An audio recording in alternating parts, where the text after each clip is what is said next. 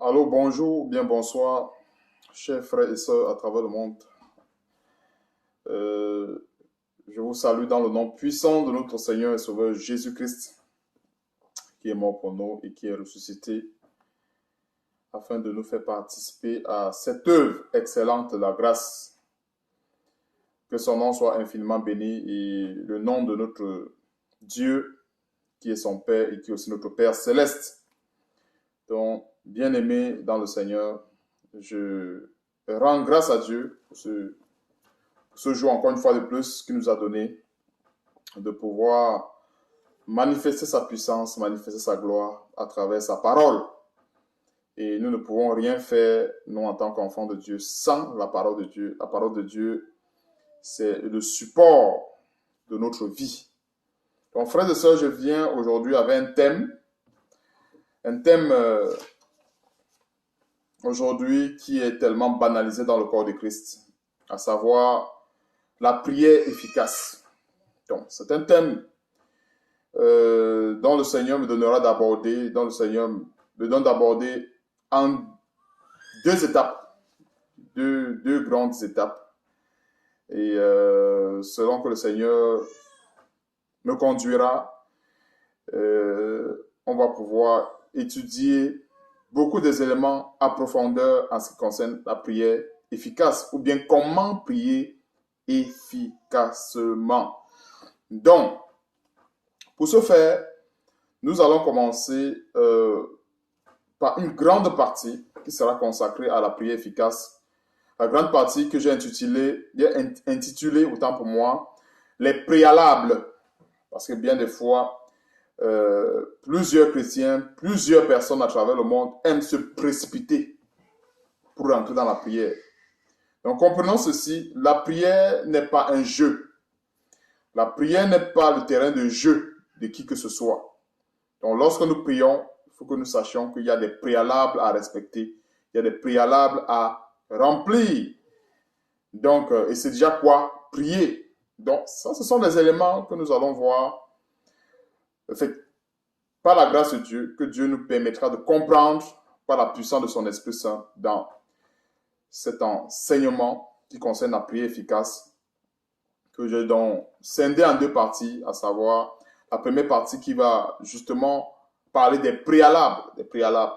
C'est très important que nous sachions ces choses, des préalables surtout. Si on ne veut pas vivre une vie de prière qui ressemble à la vie d'un perroquet ou à la vie d'un oiseau gendarme, les oiseaux qui font tellement de bruit, des bruits qui ne font aucun effet, nous avons besoin de respecter ce que j'appelle des préalables dans la prière. Donc avant de commencer, la Bible nous recommande de remettre entre les mains du Seigneur, quoi que nous fassions en parole ou en acte, nous le faisons au nom de notre Seigneur Jésus-Christ. Parce que la capacité ne vient pas de nous-mêmes. De nous-mêmes, nous n'avons rien. Et notre capacité vient de Dieu. Et cette capacité qui vient de Dieu, c'est par l'intermédiaire du Saint-Esprit. Donc, remettons cet enseignement entre les mains de Dieu, afin que le Saint-Esprit, qui est la puissance de Dieu, qui a été déversée en nous par la foi, puisse se manifester, puisse nous enseigner, puisse nous édifier sur cet élément qui est la prière efficace. Prions, frères et sœurs, prosternons-nous devant le Seigneur. Éternel Dieu, je te bénis, je te rends grâce encore, Seigneur Dieu, pour cette nourriture que tu as prévue pour nous en ce jour. Oh Seigneur, je peux déjà anticiper la joie des uns et des autres. Et également ma joie, oh Seigneur, de voir des vies transformées, de voir des vies, oh Seigneur Dieu, acquérir la connaissance que tu as prévue pour eux en ce jour, en ce qui concerne la prière efficace, afin que ces derniers puissent dorénavant, oh Seigneur Dieu, mettre en pratique plusieurs préalables afin de rentrer dans ta présence, afin de ne pas plutôt rentrer en jugement lorsqu'ils veulent prier, lorsqu'ils veulent demander quelque chose de toi. Car Seigneur Dieu, tu voudrais que nous sachions ces choses. Tu voudrais, Seigneur Dieu, que la connaissance qui est utile pour notre foi soit dans nos cœurs, afin que, Seigneur Dieu, nous ne puissions pas souffrir injustement des affres de l'ennemi. Oh Seigneur Dieu, merci déjà d'avance pour le miel succulent que cela nous donnera dans nos entrailles. Merci encore une fois de plus pour la fermeté que tu nous donneras, ô Seigneur Dieu, par cet enseignement via les activités de l'ennemi et le discernement surtout lorsqu'il y a un ennemi, encore une fois de plus, proche de nous qui veut nous renverser, qui veut nous amener hors de la voie que tu as tracée pour nous. Merci encore, Seigneur Dieu, pour toutes choses, pour toutes ces grandes révélations que tu nous donneras de partager tout de suite. Et surtout, que la gloire et l'honneur te reviennent dans nos vies. Et c'est dans le nom puissant de notre Seigneur Sauveur Jésus-Christ que je t'ai prié. Amen, amen, amen, amen, frères et sœurs. Déjà, pour commencer avec les préalables, on ne peut pas... aujourd'hui, nous qui sommes parvenus à la grâce, qui sommes à l'aide des grâces, on ne peut pas évoluer parfaitement dans la grâce si on ne s'accroche pas sur les paroles de Jésus-Christ. N'oublions pas, ce n'est pas Moïse qui est notre référence, ce n'est pas Élie qui est notre référence, ce ne sont pas ces prophètes qui ont marché dans l'ancienne alliance, ce ne sont pas ces prophètes qui sont nos références, mais notre référence à nous tous, c'est Jésus-Christ. La raison pour laquelle nous allons commencer par Matthieu chapitre 5, les grandes recommandations de Jésus-Christ sur la prière. On va commencer par ces grandes recommandations de Jésus-Christ lui-même. Matthieu chapitre 5. Il n'y a pas meilleur enseignant que le Saint-Esprit. Il n'y a pas meilleur enseignant que Jésus-Christ. Le Seigneur Jésus-Christ nous a dit qu'il va nous donner un consolateur. Et Jean 14, verset 26 nous dit que le consolateur que le Père enverra va nous conduire dans toute la vérité. J'essaie de paraphraser ce verset assez rapidement pour ne pas rentrer dans le détail et nous disperser dans l'enseignement. Je veux qu'on reste focus sur les préalables. Matthieu chapitre 5, frères et sœurs, on ira au verset 23 à 24.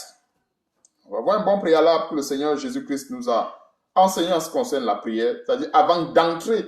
Lorsque nous parlons des préalables, en fait, il y a lieu de comprendre que c'est ce que nous devons remplir avant de rentrer dans la prière. Parce qu'aujourd'hui, c'est devenu le terrain de jeu de plusieurs.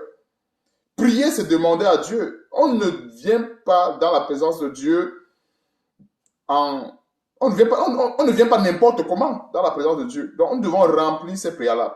Sans plus tarder, Matthieu chapitre 5, verset 23, frères et sœurs. Si donc tu présentes ton offrande à l'autel et que là, tu te souviennes que ton frère a quelque chose contre toi, laisse là ton offrande devant l'autel et va d'abord te réconcilier avec ton frère, puis viens présenter ton offrande. Voilà un grand détail, un grand préalable. Plusieurs chrétiens, quand il arrive des malheurs, s'empressent tout simplement pour aller prier. Ton père t'appelle, ta mère t'appelle, ta soeur t'appelle. Ah, mon enfant est malade. Ah, ma fille est malade. Moi-même, je suis malade. On t'appelle, telle personne est dans le coma. On s'empresse. Non, on va prier, on prend directement. Ou bien, voilà, on prend le psaume 91, on se met à réciter. On récite, on ne comprend même pas. C'est-à-dire, en récitant même, tu demandes à ce chrétien, ou bien à cette personne-là qui récite cette parole, qu'est-ce que ça veut dire? La personne ne pourra même pas te l'expliquer. Tout simplement parce que la prière aujourd'hui a été tellement banalisée. Et c'est le plan de Satan de banaliser les choses de Dieu. Il y a les règles en toutes choses. Et notre Dieu n'est pas un Dieu de désordre, mais il est un Dieu d'ordre. En toutes choses, il y a un ordre à respecter. Il y a un ordre à respecter. Et notre Dieu, c'est l'ordre. Alors, si notre Dieu, c'est l'ordre, ça veut dire qu'il a bien prévu que dans chaque domaine, dans chaque élément de la vie spirituelle d'un chrétien, il doit respecter ce que j'appelle des préalables avant de pouvoir entrer dans le vif du sujet. Donc, voilà un préalable qui est très important, à savoir, quelqu'un veut offrir ses prières à Dieu, veut offrir ses biens, peut-être pour aider un frère, pour aider une soeur, pour peu importe, à Dieu. Avant de le faire, s'il se souvient qu'il a un grief avec ce frère ou avec une soeur, peu importe, qu'il laisse son offrande. Qu'il laisse son offrande. On n'est pas obligé de prier. On n'est pas obligé... C'est un faux pasteur. Malheureusement, il faut vraiment le décrire haut et fort parce que c'est... à un moment donné, ça attire de la colère. Quand on voit tous ces égarements de par le monde entier, comment plusieurs induisent seulement les autres en erreur. Tu as des choses, prie comme ceci, prie comme cela, prie 3 fois par jour, prie 5 fois, prie pendant 10 heures de temps, prie pendant 5 heures de temps. Ça sert à quoi de rentrer dans la prière quand le cœur est rempli de rapines? Ça sert à quoi? Ça va être une prière de perdrix, une prière d'oiseau, une prière de perroquet. Et avec ces soi-disant enseignements qui transforment les chrétiens en perroquets, qui transforment le monde entier en perroquets. La prière, c'est demander à Dieu. C'est aussi simple que ça. Quand on prie, ce n'est pas la magie. On demande à Dieu de nous aider. On demande à Dieu de nous venir en aide. On demande à Dieu soit un secours. On demande à Dieu soit une volonté. Et on demande à qui? Nous devons honorer ce Dieu-là. Il n'est pas une poubelle. On va rentrer dans la présence de Dieu. À n'importe quand, n'importe quelle heure, dans n'importe quelle condition, on rentre seulement. N'est-ce pas, nous tous, nous avons des maisons ici. Qui peut rentrer dans la maison d'un président ou d'un ministre n'importe comment s'il n'enlève pas les chaussures? Maintenant, dans la maison de Dieu, on se dit qu'on peut rentrer n'importe comment. Tu as n'importe quel problème, prie. Tu as ceci, prie. La maison de Dieu est devenue une pétaudière, c'est la cour du roi Péto. Nous devons respecter, frères et sœurs, les préalables. Et ces préalables, en fait, c'est ce qui nous amène à avoir plus tard l'exaucement. L'exaucement ne fait pas partie de cet enseignement, ça va être plus tard l'exaucement. Mais pour l'instant, on va se concentrer uniquement sur les préalables. Parce qu'il y a trop de problèmes au niveau des préalables. Il y a un sorcier dans la famille. Ah, maman, est-ce que tu pries? Prie, hein? Prie beaucoup, prie. La mère n'a même pas encore reçu le Seigneur, tu lui demandes de prier. Tu l'envoies au choc. Tu l'envoies au choc. C'est des choses que tu vois, quand tu entends, ça te fait mal. La mère va se mettre à prier, les démons vont la fouetter la nuit. Et tu seras même plus là quand les démons vont la fouetter. Ou le père et tout le reste. Il y a des préalables. Et Satan sait que les chrétiens qui violent ces préalables, il les rosse correctement, il les fouette. Bon. Verset 23-24. Un grand préalable. On ne vient pas de donner son offrande à Dieu lorsqu'on a de la rapine dans le cœur. Non, non, non, non, non. Tu te souviens, dépose ton offrande, va d'abord, en fait, résoudre ton conflit avec ton frère. On va aller dans notre verset, verset 38 à 41. Vous avez appris qu'il a été dit, œil pour œil, dent pour dent. Mais moi, Jésus-Christ, c'est lui qui est le standard de la foi de tout chrétien. C'est lui qui vient rétablir toutes choses. C'est lui qui vient mettre l'ordre dans la vie de tout chrétien. Ce n'est pas que c'est écrit, c'est écrit, c'est écrit. C'est Jésus-Christ qui est la référence. Tout ce qui a été écrit dans l'Ancien Testament, dans l'Ancienne Alliance, c'était la préfiguration de Jésus-Christ. Toutes les paroles de l'Ancien Testament, c'est ce que la Bible appelle l'ombre. Alors, la réalité est en Christ. Donc, voici la réalité. Vous avez été appris qu'il a été dit, œil pour œil, dent pour dent, et dent pour dent autant pour moi. Mais moi, Jésus-Christ, je vous dis de ne pas résister aux méchants. Si quelqu'un te frappe à la joue droite, présente-lui aussi l'autre. Bien de fois, on ne comprend pas ce verset comme il le faut. Quelqu'un t'a insulté, quelqu'un t'a insulté injustement, quelqu'un t'a frappé injustement. Est-ce qu'il faut chercher à te venger de la personne? Non. Présenter l'autre aussi, ce sont des paroles, ça c'est le sens figuré. Il m'a de faire comprendre à la personne. Si la personne t'a insulté, tu dis, ah, je comprends que tu ne connais pas ce que tu es en train de faire, mais que Dieu te pardonne, que Dieu vraiment ne fasse pas retomber sur toi la malédiction. Tu as entendu quelque part aussi une fois de plus, de manière simple, de présenter l'autre jour. Parce que la logique des choses voudrait que tu te venges, que tu l'insultes aussi. Mais non, tu ne l'insultes pas parce qu'il t'a insulté. Non. Alors, si quelqu'un te présente la joue droite, si quelqu'un te frappe à la joue droite, présente-lui aussi l'autre. Verset 40. Si quelqu'un veut plaider contre toi et prend ta tunique, laisse-lui encore ton manteau. Ça, c'est clair. Quelqu'un veut plaider contre toi pour arracher ton téléphone. Si tu as la possibilité de lui donner encore quelque chose, donne-le-lui. C'est ça ce que ça veut dire ce verset. Et si tu n'as pas, et si tu n'as pas cette chose-là pour augmenter là-dessus, laisse-le avec le manteau. Déjà même la paix. La paix que tu le laisses avec ton manteau, c'est un plus. C'est-à-dire que tu n'ajoutes pas les railleries sur le manteau qui t'a arraché. Tu n'ajoutes pas la méchanceté sur le manteau qui t'a arraché. Tu n'ajoutes pas le commérage sur le manteau qui t'a arraché. Tu n'ajoutes pas la jalousie sur ce manteau. Mais tu ajoutes plutôt la paix, par exemple. Ce n'est pas tout quelque chose de matériel. Donc, nous ne comprenons pas la parole. Essayons de comprendre la parole de Dieu avec un spectre un peu plus large. Et surtout plus sur le plan spirituel. Quand le Seigneur dit, laisse-lui encore ton manteau. Le manteau, par exemple, que tu peux laisser à cette personne n'est pas un manteau physique. Ça peut être la paix. Il a pu prendre ta tunique. Le manteau que tu peux laisser, c'est quoi? Tu dis, tu as trouvé que tu vas arracher mon ceci. Ok. Va en paix, je n'ai rien contre toi, mais Dieu se sera juge entre toi et moi. Tu laisses la paix, vas-y. Je n'ai rien contre toi. Moi, je ne veux pas te poursuivre. Je ne veux pas chercher. Non, vas-y. C'est ça. Laisser encore le manteau. Plusieurs ont dit, non. Je vais plutôt encore augmenter la méchanceté sur ça, augmenter la jalousie. Non, tu laisses le manteau de paix. Le véritable manteau qu'on peut laisser à quelqu'un, tu laisses la paix, tu souhaites la paix. Ok, vas-y, va en paix. Si tu trouves que tu as raison dans ce truc, va en paix, vas-y. C'est Dieu seul qui saura comment faire, mais va en paix. C'est ça, laisser le manteau. Donc, j'étais au verset 38 à 41. Si quelqu'un te force, ça c'est dans le même contexte encore, à faire 1000, faisant 2 avec lui. C'est toujours le même contexte. Ça, ce sont des préalables.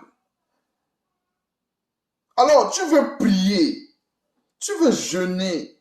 Il y a un esprit un peu qui menace ton enfant, qui menace ta mère, qui te menace toi-même. Essaye de vérifier, est-ce que ces préalables sont d'abord accomplis, sont d'abord remplis dans ma vie avant de rentrer dans la présence de Dieu. Quand on veut rentrer dans la maison d'un roi, qu'est-ce qu'on fait? On demande l'audience. On veut rentrer dans la maison d'un roi. On enlève soit ceux qui ont les chaussures, les gens qui ont les chaussures soit sales, on dit enlève tes chaussures. Pourquoi nous voulons rentrer dans la maison de Dieu avec la cochonnerie, avec la saleté? On ne sait même pas laver, on vient là, tout ça, on veut rentrer dans la maison de Dieu. Nous pensons que Dieu là, c'est la poubelle. Frères et sœurs, nous devons apprendre à respecter les préalables. Et bien de fois, pour comprendre les choses de Dieu, on le comprend avec la nature. Tout ce que nous voyons dans le monde nous enseigne. On n'a pas besoin qu'on nous le dise encore et encore. Non. Quand tu vas chez un président, tu rentres comme ça, tu rentres chez un ministre comme ça, tu demandes l'audience. On te dit passe à telle heure.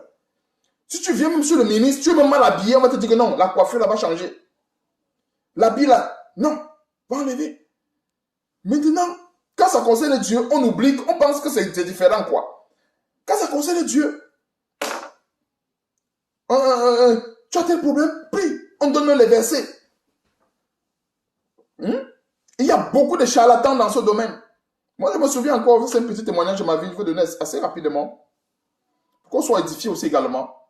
Je vois souvent à l'époque où je restais, par le passé, il y avait une dame qui avait son enfant, et elle utilisait la Bible comme son gris-gris. C'est-à-dire quoi? Elle connaissait, il dit qu'à l'époque, j'étais dans le monde, je ne connaissais pas la Bible, mais elle aussi étant dans le monde comme moi, mais elle connaissait, quand elle dit qu'on connaît des versets, il faut bien que je donne une précision là-dessus. Elle ne connaissait pas véritablement les versets. En fait, elle a suivi beaucoup de marabouts qui donnaient des versets. On dit, ok, si l'enfant est malade comme ça, Somme 38. S'il y a ceci, Somme 35. S'il y a cela, Somme 100. Il y a ceci, Somme 90. Donc, la parole de Dieu devient un gris-gris. Donc, voilà ce qu'elle fait. Elle faisait, autant pour moi. L'enfant, quand elle sortait pour aller faire quoi que ce soit, elle ouvrait le Somme 37. Moi, je ne me rappelle plus. Je donne un exemple comme ça, parce que moi, je ne me rappelle plus de ces choses. Soit elle ouvre le Somme 37, elle ouvre la Bible, elle couvre, elle met à côté de l'enfant. Et elle part, fait ces choses.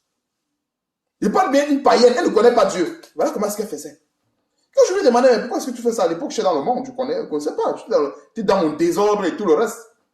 Elle me dit, en fait, là, c'est elle qui commence à me donner les détails.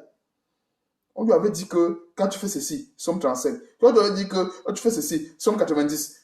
Comme Somme 86, Somme 87 là, Somme 86. C'est pour ça que quand elle sort, elle ouvre le Somme tel, elle dépose devant l'enfant. Comme si la parole de Dieu était des gris-gris. C'est-à-dire, les préalables là, elle ne connaît pas. Et cette vidéo, c'est pour aider plusieurs à prier efficacement. Avant de rentrer dans la maison du roi des rois, du Seigneur des seigneurs, de celui qui a créé le ciel et la terre. Frères et sœurs, respectons les préalables. Nous devons tous respecter. Il n'y a pas une seule personne qui ne va pas respecter ces préalables. Respectons ça. Tu ne rentres pas dans la maison d'un président avec soit les cheveux crépus, les chemises déchirées, les pantalons déchirés, avec la rancœur dans le cœur. Non, non, non, non. Tu rentres dans la maison du roi des rois avec des vêtements propres. Quand tu viens, il te regarde. Ah oui, il est nickel, ça va, ça va. Ok, viens. Tu avais quel problème là? Non, vraiment, mon roi, j'ai mon fils qui est malade depuis tel longtemps. Le roi te regarde, il voit que tu es présentable. Il dit, ok, ma fille, ton fils a quoi? Ok, voilà le médicament. Tu prends ce médicament, tu vas maintenant soigner ton enfant. Et le voilà qui est guéri. Maintenant, tu es devant le roi. Le roi te regarde et dit que hey, celui-ci a me fait comment pour entrer dans ma maison? Parce qu'il a seulement entendu que la prière existe. Tout le monde tombe dedans. Les bouddhistes prient, les musulmans prient, tout le monde prie. Sachions, nous qui sommes chrétiens, et je dis encore, le mot chrétien là doit encore une fois de plus. Il y a même lieu de redéfinir le standard, parce que voilà encore notre mot qui est tellement banalisé. Ce n'est pas l'objet de cet enseignement, mais je vais ouvrir une parenthèse rapide et pas traverser là-dessus. C'est tellement banalisé. Dans la Bible, on a vu que, en fait, on appelait les disciples chrétiens à cause de leur marche chrétienne, à cause de leur foi. Aujourd'hui, c'est tellement la division. Chrétien catholique, chrétien mormon, chrétien ceci, chrétien cela. Non! Le corps de Christ n'est pas divisé. Il y a un seul évangile. Il n'y a pas deux. Soit tu es dans l'évangile vrai, soit tu es dans l'erreur. Un point, un trait. C'est deux petites parenthèses que j'ouvrais tout simplement là-dessus. Le Seigneur nous a enseigné les préalables. Si tu as quelque chose, dépose. Si quelqu'un veut faire 1000 avec toi, fais-en 2000. Si quelqu'un veut plaider contre toi, prends ta tunique, donne-lui encore ton manteau. Ça, c'est les choses qu'on a vues. Verset 43 à 45, il est écrit, vous avez appris qu'il a été dit, tu aimeras ton prochain et tu haïras ton ennemi. Voilà, voilà un domaine. On va essayer de creuser dans les préalables. C'est là où il y a très souvent les problèmes. Que les chrétiens arrêtent de s'empresser d'entrer dans la maison du roi des rois comme si c'était la maison d'un chien. Le roi des rois, c'est le roi des rois. Et ces mêmes chrétiens, quand ils veulent aller chez les présidents, ils demandent l'audience. Ils s'habillent bien. Ils ont des costumes. Ils s'arrangent. Ils sont bien habillés, bien coiffés. Quand il faut aller chez quelqu'un du monde. Maintenant, pour entrer chez le roi des rois, le Seigneur de... Mais maintenant, on oublie. On oublie ces principes. C'est-à-dire, la tête, on dirait que l'intelligence du chrétien devient vide à ce moment. Mais quand il faut aller chez un ministre, on s'habille, on se dresse, on met une bonne veste, bon ceci, on est bien sapé. On va chez le ministre tel. Maintenant, donc, il faut entrer chez Dieu, on oublie, il n'y a plus de préalable, donc on s'en fout. Dieu est bon. Tout ce qu'on trouve à te dire, Dieu est amour. Donc, comme il est amour, il devient la poubelle. On vient chez Dieu comme un cochon, tout sale, tout crasseux de péché, crasseux d'iniquité, et on veut rentrer dans sa maison. On va voir ce que Dieu dit. Ça, c'est ce que je ressasse seulement comme ça rapidement. Je coupe ça rapidement comme des petites feuilles, en l'air. Mais on va rentrer dans les détails avec les versets, ce que Dieu dit par rapport au préalable. Et déjà, on finit d'abord avec Jésus-Christ. On va aller aussi avec les apôtres également. Verset 43. Vous avez appris qu'il a été dit, tu aimeras ton prochain et tu haïras ton ennemi. Mais moi, c'est Jésus-Christ qui a toujours été la référence. Il va rester et demeurer notre référence. Mais moi, je vous dis, aimez vos ennemis, bénissez ceux qui vous maudissent, faites du bien à ceux qui vous haïssent, et priez pour ceux qui vous maltraitent et qui vous persécutent. Verset 45, afin que vous soyez fils de votre Père qui est dans les cieux, car il fait lever son soleil sur les méchants et sur les bons, et il fait pleuvoir sur les justes et sur les injustes.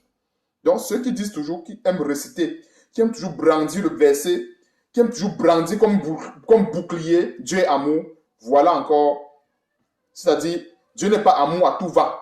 C'est-à-dire, plusieurs le récitent comme un perroquet. C'est-à-dire que réciter la parole, ça, il faut comprendre la profondeur de la parole. Le verset 45, nous fait comprendre que Dieu est bon. Voilà pourquoi on dit qu'il est bon. Les musulmans, ils ne connaissent pas Dieu. Ils ont les richesses, non? D'autres ont la paix, d'autres ont ceci. Le bouddhiste, sur souvent certaines émissions, tu vois un bouddhiste, il fait des incantations, il fait de l'encens, il dit qu'il protège son enfant. Et après, l'enfant n'a pas de malheur qui lui arrive, on va dire que c'est le grand chaman qui a fait quelque chose. C'est-à-dire, il a fait ce que j'appelle... Il n'a rien fait. C'est-à-dire qu'il a passé le temps à salir l'enfant avec son encens, salir l'enfant avec ses gris-gris. Dieu qui est bon a dit que, oui, voilà l'enfant là qui est innocent. Il ne connaît même pas ce que le chaman a fait sur lui. Est-ce que je vais permettre que Satan touche à son âme? Dieu dit que non, je vais faire lever ma lumière sur lui. Et c'est pour ça que l'enfant n'a pas été frappé de maladie. Et maintenant, l'homme va se dire, ah, c'est le chaman. C'est le chaman là qui est bon. C'est le marabout là qui est bon. C'est le pasteur là qui est bon. C'est telle personne là qui est bon. Et pourtant, c'est Dieu. Voilà l'amour de Dieu. Quand on dit que Dieu est amour, c'est ça. Quelquefois, il a pitié de nous. Ne pensons pas que nous sommes là parce que nous méritons quoi que ce soit de Dieu. Dieu a souvent pitié. Il regarde, il dit, ah, celui-là, il ne comprend pas encore. Donc, dans cet amour-là, il te dit, si je permets que l'ennemi le frappe, peut-être il va encore se perdre. Peut-être, tu vois, et Dieu protège cette personne. Et va directement déduire que, ah, c'est mon pasteur là qui est fort. C'est mon pasteur là. C'est parce que mon pasteur là fait ceci que je suis guéri. C'est parce que mon pasteur... Alors que Dieu a usé de cet amour. Hein, de cet amour qui fait pleuvoir sur les méchants. Je précise bien, pas sur les bons. Parce qu'il y a une différence. Quand Dieu dit qu'il fait pleuvoir son soleil, il fait lever son soleil autant pour moi sur des bons et sur des méchants. Il faut qu'on comprenne. Je vais ouvrir une petite parenthèse ici. Le soleil que Dieu fait lever sur les bons, il s'agit des justes, ceux qui font sa parole, ceux qui lui sont agréables, ceux qui s'évertuent à lui plaire. C'est ça, en fait, la parenthèse des bons. La parenthèse des mauvais, il s'agit de ceux qui se plaisent en leur péché, qui disent tout le temps que, ah non, Dieu est bon. Dieu est bon. Mais en ce moment, mais il passe le temps à piquer ce Dieu-là avec le péché. Il passe le temps à poignarder Dieu avec les iniquités, à poignarder Dieu avec l'idolâtrie. En fait, ce n'est pas parce qu'ils disent que Dieu est bon qu'ils sont bons. Non. Ce sont les actions qu'ils posent qui les qualifient. Alors, si les actions qu'ils posent sont des mauvaises actions, ça les qualifie de mauvais. Alors, si les actions que quelqu'un pose sont des bonnes actions, ça les qualifie de bons. Je ne suis pas en train de dire que la foi que nous avons, parce que je connais plusieurs chrétiens qui sont champions dans la confusion, encore une fois de plus, je ne suis pas en train de dire que les bonnes actions nous rendent automatiquement justes et les mauvaises actions nous rendent automatiquement mauvais et tout le reste. Non, ce n'est pas ce que je suis en train de dire. Mais je suis en train de dire ceci. Lorsque nous sommes chrétiens, déjà pour commencer, la base c'est chrétien d'abord. Je ne parle pas des gens du monde. Et que nous posons, qui avons confessé sur Jésus-Christ, et que nous posons des actes qui sont assez... et que nous posons de mauvaises actions devant le trône de la grâce. Alors nous sommes considérés comme mauvais. Quelqu'un ne va pas faire ce qui est mal, on dit qu'il a fait bien. Non. C'est ce siècle de confusion là. Nous sommes maintenant dans le monde de confusion. Quelqu'un fait quelque chose qui est mauvais, on dit que non, tu as bien fait. Non. Quelqu'un qui pose un acte qui est mal, alors il est du mauvais camp. Il est en train de, comme le dit, il est du côté, comme le Seigneur a dit, il fait lever son soleil sur des mauvais. Maintenant, donc, quelqu'un pose une bonne action en tant que chrétien, je précise bien, parce que ce que je suis en train d'expliquer, ça n'a rien à voir avec celui qui n'est pas converti. Celui qui n'est pas converti doit déjà se convertir pour que cette parole soit expliquée de cette manière. Donc, celui qui est converti, qui pose de bonnes actions, alors, le Seigneur va faire lever son soleil dans la vie de cette personne autrement. Pourquoi est-ce que je ne rentre pas dans les détails? Parce que les voies de Dieu sont insondables. Ça peut être une voiture, ça peut être une maison, ça peut être la persévérance, ça peut être la patience. Dieu peut faire lever son soleil sous plusieurs manières et sous plusieurs formes. On ne peut pas commencer à réciter ce qu'on ne va pas finir l'enseignement. Verset 45. Ce qu'il faut retenir dans ce verset, c'est que Dieu nous demande de ne pas haïr nos ennemis. Voyons dans ces soi-disant églises qui sont plutôt des bâtiments qui entraînent les gens dans la perdition. Et de plus en plus, il faut bien que nous dénonçons ces choses afin que les chrétiens se réveillent. du sommeil. Par moment, plusieurs disent, non, il ne faut pas dénoncer parce qu'eux-mêmes, il faut enseigner seulement, eux-mêmes, ils vont se rendre compte que ce qu'ils font est mauvais. Non! Il y a des gens qui ne... Il y a certains qui peuvent se rendre compte par les enseignements, mais il y a d'autres souvent qu'il faut toucher du doigt. Il y a certaines personnes, quand tu parles peut-être des faux pasteurs, des fausses doctrines et tout le reste, si tu n'évoques pas leurs mauvaises actions, souvent, ils ne peuvent pas comprendre. Tu dis seulement faux pasteur superficiel, ils ne comprendront rien. À un moment donné, il faut évoquer les fausses doctrines, les faux enseignements qui perdent plusieurs. C'est ta grand-mère qui est ton ennemi. Maintenant, voilà quelqu'un qui commence à détester sa grand-mère. Il n'est pas même plus dire bonjour à sa grand-mère. C'est ta mère qui te déteste. Il faut la tuer. Dieu a dit que chercher un verset hors du contexte, qu'il faut pas laisser vivre la sorcière. Va tuer ta mère parce qu'elle est une sorcière. Va la tuer. Va tuer ton père parce qu'il était un sorcier. Qu'est-ce que Jésus-Christ a dit? Jésus-Christ a dit que va tuer ta mère parce qu'elle est sorcière. Jésus-Christ a dit que va tuer ton frère, ta soeur, parce qu'ils sont des sorciers. Non. Jésus-Christ a dit, aimez vos ennemis. Voilà les versets qui montrent que Dieu est amour. Il y a encore quel verset? Le Dieu amour ne veut pas dire que Dieu donne la permission du péché. Non. Dieu ne donnera jamais la permission de pécher. Dieu est amour parce que un musulman, bien qu'il tue les gens, un bouddhiste, bien qu'il tue les gens, il égorge les âmes et tout le reste, spirituellement, physiquement, peu importe. Dieu a la patience. Et qui est notre avocat? Jésus-Christ. Jésus-Christ va dire, ah, j'ai donné ma vie pour ce musulman. J'ai donné ma vie pour ce bouddhiste. Il intercède devant notre grand Dieu, qui est son Père aussi. Il dit, grand Dieu, je suis mort sur la croix pour ce chaman. Je suis mort sur la croix pour ce bouddhiste. Donne-lui encore un peu de temps. Maintenant, ce chaman va avoir des maisons, des voitures. Et tu vas voir des soi-disant pasteurs qui se le disent du moins. Prendre les exemples des stars du monde. Prendre les exemples des bouddhistes, des musulmans, pour dire qu'il est béni. Quel genre de bénédiction? Parce que Dieu a donné un petit soleil de vie. Un petit soleil. Un bouddhiste, un musulman, on va dire non. Tout a une sanctification, mais ils sont là, ils sont pauvres. Les musulmans sont riches, les ceci sont riches, parce qu'ils ont respecté les ceci. Nous devons respecter la parole de Dieu et honorer cette parole. La prière a tellement été banalisée. Il est temps que les choses rentrent dans l'ordre. Il est temps que le chrétien sache qu'on ne rentre pas dans la maison du roi des rois, crassé comme un cochon. Notre Dieu n'est pas une poubelle. Notre Dieu n'est pas un chien. Il doit être honoré. Dieu doit être honoré. Honoré. Nous devons apprendre à honorer Dieu. Quand il faut prier, le chrétien doit s'examiner. Est-ce que je suis digne d'entrer dans la présence de Dieu? Alors, s'il répond à cette question, alors il entre. S'il n'est pas digne, il laisse cette prière-là. On n'est pas obligé de prier. On n'est pas obligé d'enseigner. Qui est en train de... qui est dans son lit de fornication, ou dans son lit de fornication d'adultère, il fait vite, ah, il faut que je cours vite, je dois l'enseigner. J'ai l'enseignement à 18h. Il sort vite de la chambre d'hôtel en courant, il n'a même pas fermé sa ceinture, il court vite, il faut que j'aille enseigner. L'enseignement, la parole de Dieu, l'œuvre de Dieu, c'est quoi? C'est la saluté. Il faut seulement faire n'importe quoi, courir pour aller enseigner, courir pour aller... L'œuvre de Dieu doit être honorée. Nous devons faire cette œuvre en donnant l'exemple, en donnant le modèle de ce que nous sommes dans la foi.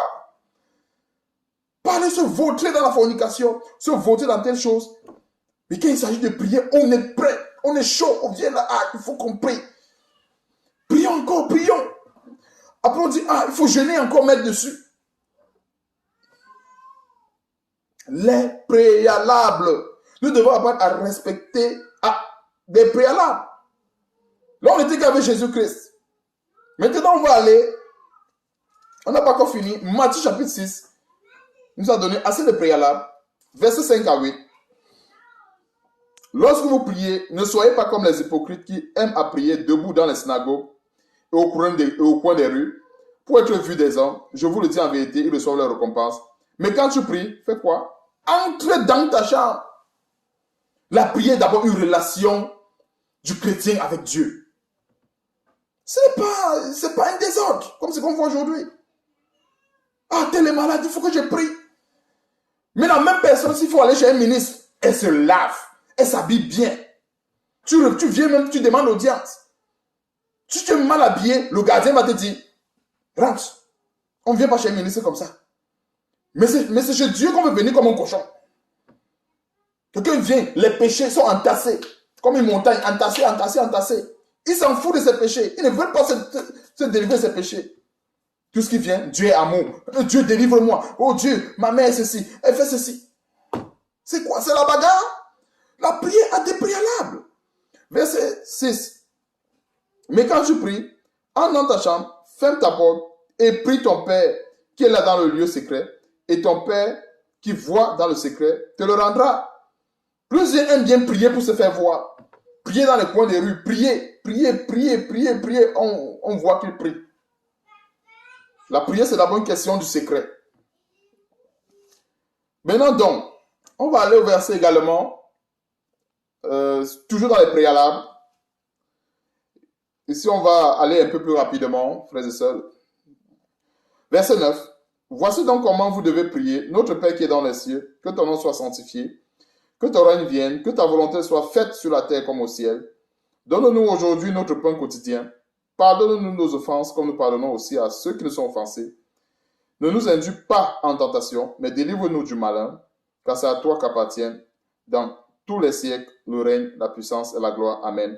Si vous pardonnez aux hommes leurs offenses, votre Père céleste vous pardonnera aussi. Mais si vous ne pardonnez pas aux hommes, votre Père ne vous pardonnera pas non plus vos offenses. Verset 16. Non, verset 15, autant pour moi, c'était 9 à 15. Maintenant, rentrons dans les détails, frères et sœurs. Ça, c'est la prière modèle. Et dans cette prière que le Seigneur nous a donnée comme modèle, il y a des préalables assez... C'est-à-dire, ça résume. C'est-à-dire, Jésus-Christ a résumé tous les préalables dans cette prière. On va rentrer en détail. Voici donc comment vous devez prier notre Père qui est dans les cieux. Ça, c'est l'éternel Dieu Tout-Puissant. Quand nous prions, nous adressons notre demande, notre prière à Dieu. Que ton nom soit sanctifié, que ton règne vienne. Le règne de Dieu, nous le vivons en partie, pas totalement, en partie par la puissance du Saint-Esprit, par tout ce que Dieu fait par nous, tout ce que Dieu a fait avec nous via le Saint-Esprit, parce que nous faisons quoi que ce soit. Ce n'est pas que la capacité vient de nous, mais la capacité vient de Dieu via le Saint-Esprit. Que ta volonté soit faite sur la terre comme au ciel. Bien des fois, quand nous voulons prier, nous devons savoir que nous devons nous pencher toujours vers la volonté de Dieu. Ne soyons pas des chrétiens égoïstes. Le chrétien veut prier, il s'en fout de ce que Dieu peut penser. Il rentre dans la prière. Seigneur, je veux ceci, je veux ma BMW, je veux mon miracle aujourd'hui, je veux aussi ma veste aujourd'hui, je veux aussi mon immeuble aujourd'hui, je veux aussi ma maison aujourd'hui, je veux aussi ma guérison aujourd'hui, je veux aussi mon miracle aujourd'hui. Est-ce que c'est la volonté de Dieu que tu aies ton miracle aujourd'hui? Est-ce que c'est la question que ce chrétien s'est d'abord posée? Mais non, on commence à... Oh, je veux mon... Comme tu avais fait chez Job, je veux aussi mon miracle aujourd'hui. Je veux mon ceci aujourd'hui. Je veux ma maison aujourd'hui. Je veux ma télé aujourd'hui. Tu veux quoi aujourd'hui? Ça dépend d'un domaine, justement, qu'on ne va pas ouvrir aujourd'hui. Il y a le domaine des ossements aussi, est aussi grand. Mais restons dans les préalables. Ces préalables-là, est-ce que nous avons cherché à connaître la volonté de Dieu? Déjà, est-ce que nous avons cherché à connaître la volonté de Dieu avant de demander son miracle aujourd'hui? Maintenant, on va continuer. Donne-nous aujourd'hui notre pain quotidien. Voilà la volonté de Dieu. Quand nous prions, combien de chrétiens, quand ils prient à Dieu, ils demandent le pain quotidien? Bien de fois, le chrétien veut le pain du lendemain. Seigneur, oh, donne-moi telle chose. Peut-être certainement Dieu va te bénir avec cette chose. Ne dis pas que Dieu ne bénit pas. Hein? J'essaie de démêler cette confusion. Ne dis pas que Dieu ne bénit pas. C'est pas ce que je suis en train de dire. Mais apprenons à demander le pain aujourd'hui. Peut-être Dieu a dit qu'il va te bénir, mais ce n'est pas aujourd'hui. Il le fera peut-être demain. Alors, Dieu a dit que bon, je vais te bénir. Mais sois patient. C'est ça le fruit du Saint-Esprit. La patience. faut être patient. Et c'est l'un des fruits qui est difficile à manifester. Parce que bien des fois, la chair fait mal. On dit, aïe, Seigneur, ça fait mal. Mais sois patient. Dis-toi que le Seigneur ne peut pas te donner un fardeau qui te dépasse. C'est pour ça que 1 Corinthiens 10, 13 dit quoi? Allons là-bas rapidement et puis on revient. Gardons un doigt ici. Il faut qu'on aille là-bas rapidement. Je ne veux pas écorcher ce verset. Allons là-bas rapidement et on va revenir. 1 Corinthiens 10, 13 dit ceci. Aucune tentation ne vous est survenue qui n'a été humaine. Dieu qui est fidèle ne permettra pas que vous soyez tentés. Il y a des détails dans ce verset. Dieu qui est fidèle, il est toujours fidèle à sa parole, ne permettra pas que vous soyez tentés au-delà de vos forces.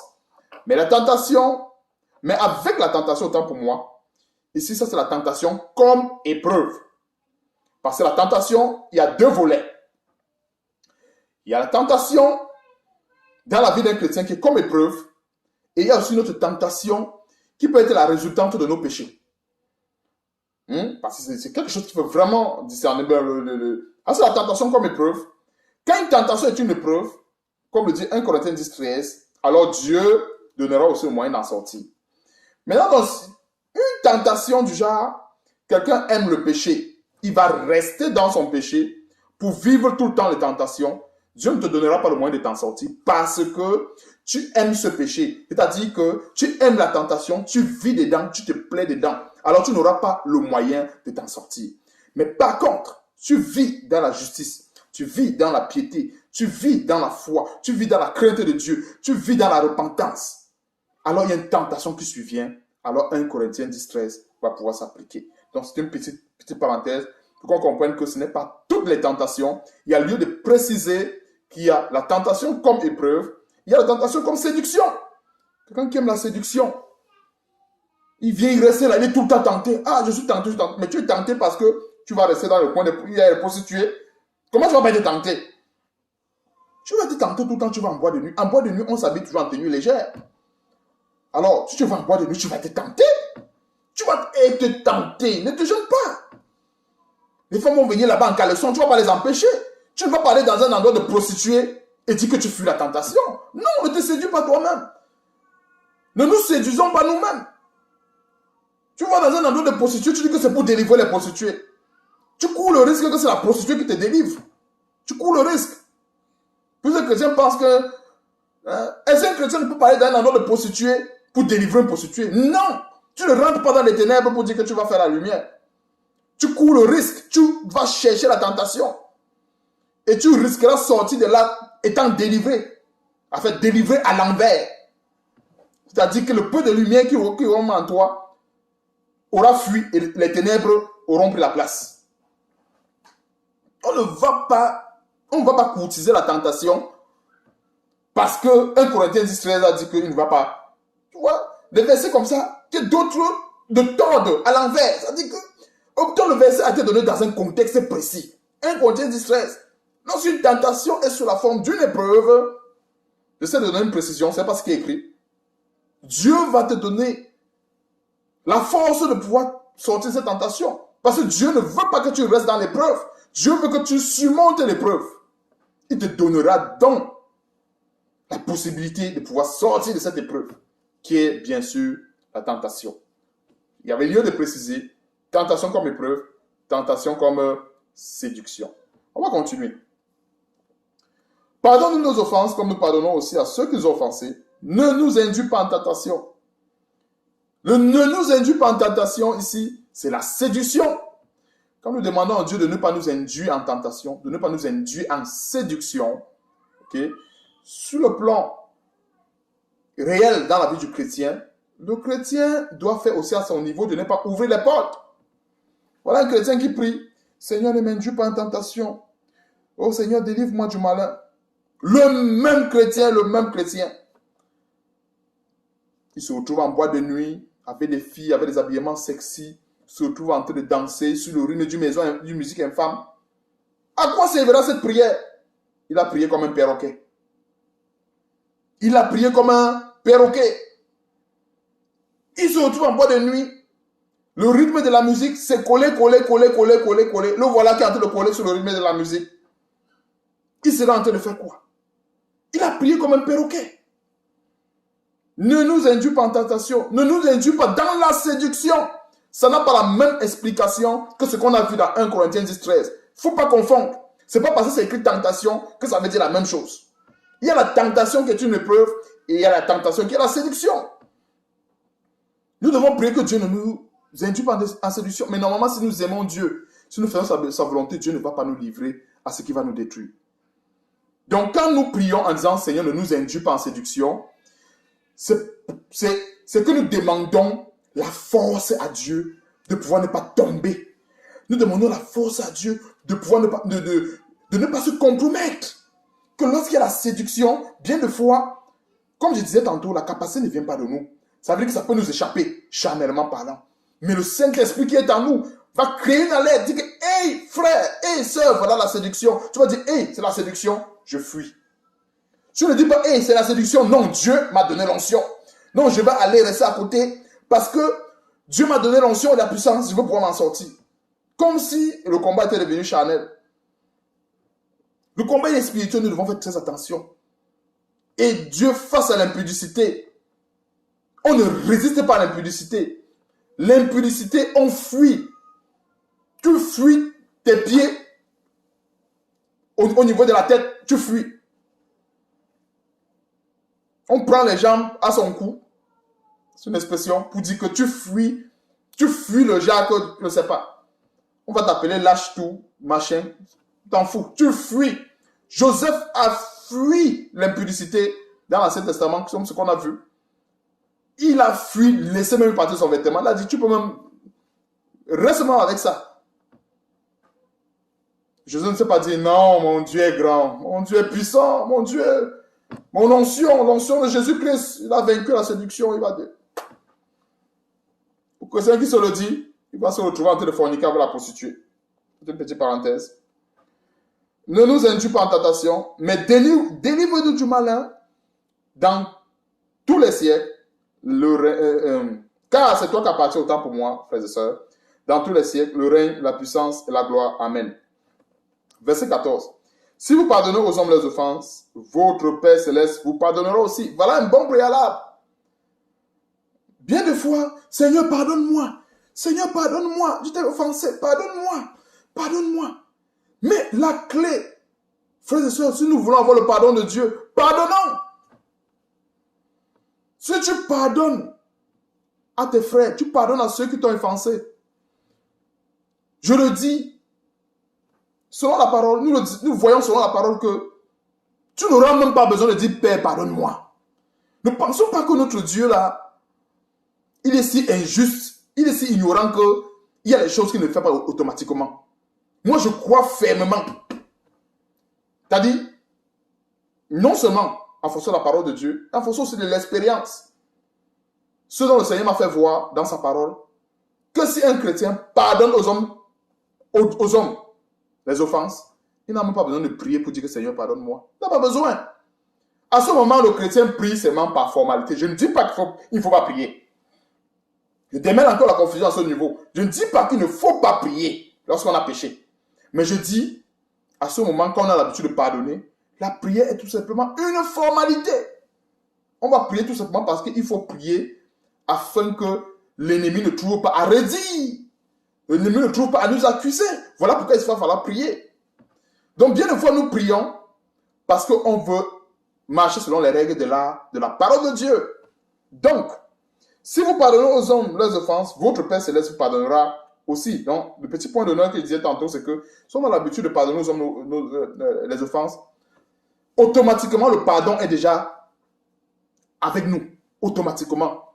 Mais nous demandons souvent pardon à Dieu parce que quand tu as offensé Dieu, c'est ça la règle. On ne peut pas enfreindre la règle parce qu'on passe le temps à pardonner aux gens. Non.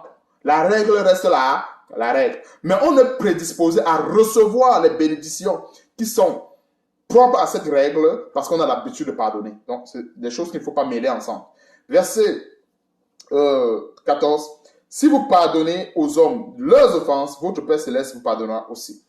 Mais si vous ne pardonnez pas aux hommes, votre Père ne vous pardonnera pas non plus vos offenses. Donc, voilà un grand préalable, le pardon. Nous devons apprendre à pardonner aux hommes leurs offenses, afin que notre Dieu nous pardonne aussi en retour. Donc, ces grands préalables, je n'ai pas dit que c'est tout. Je n'ai pas dit que c'est tout. Un autre frère ou un autre frère encore peut ajouter. Je n'ai pas dit que c'est tout. Je n'ai pas ressassé tous les préalables, mais j'ai ressassé ce que Dieu m'a permis de ressasser, tout simplement. Donc, en ce qui concerne les préalables, ça c'est du côté de Jésus-Christ, mais on n'a pas terminé. Frères et sœurs, on va aller également dans Amos chapitre 3, verset 3. On va voir un autre préalable. Et ça, c'est pour des chrétiens. Ça, c'est pour des chrétiens uniquement. Uniquement pour des chrétiens. Quand c'est des endroits qui concernent aussi les gens du monde, Dieu me permet d'apporter une précision. Mais là, c'est pour les chrétiens uniquement. À savoir, on ne prie pas parce que la prière devient comme un jeu. Parce que justement, c'est ce que nous vivons aujourd'hui. On a souvent l'impression que la prière, c'est un jeu. La prière, ce n'est pas le jeu. Amos chapitre 3, verset 3. Deux hommes marchent-ils ensemble sans être convenus? Quand c'est un cas de prière, on oublie ce verset. Hein? Ah, nous sommes tous des chrétiens, non? Tu es chrétien catholique. Ah, moi aussi, je suis protestant. Prions ensemble. Ça va marcher. Tu es chrétien mormon. Moi aussi, je suis chrétien. Prions ensemble. Tu es chrétien bouddhiste. Moi aussi, je suis chrétien. Enfin, je n'aime pas s'il y a des chrétiens bouddhistes. Je vais faire un petit lapsus. Prions ensemble. Le préalable. Le Seigneur dit dans sa parole, c'est l'apôtre de Paul, 2 Corinthiens chapitre 6, à partir du verset 14. Ne vous mettez pas avec les infidèles sous un joug étranger.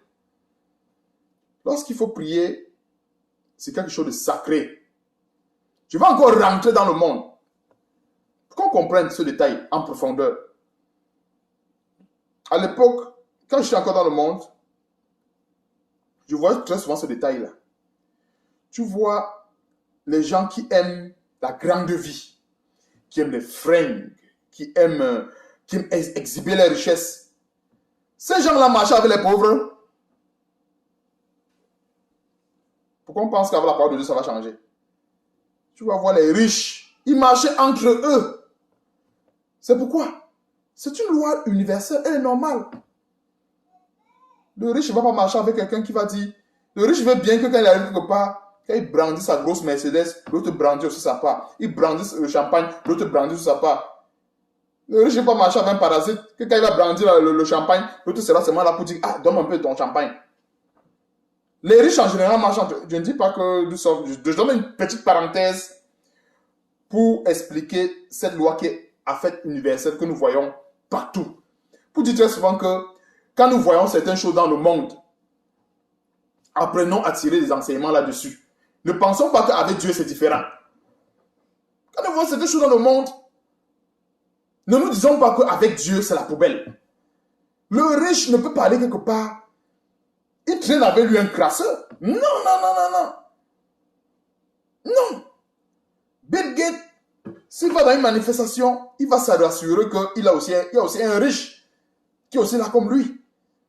Il ne va pas sortir 15 champagnes et les autres sont là. Ah, Bill Gates a sorti 15 champagnes, il faut seulement qu'on boive, on boive, on boive. Non.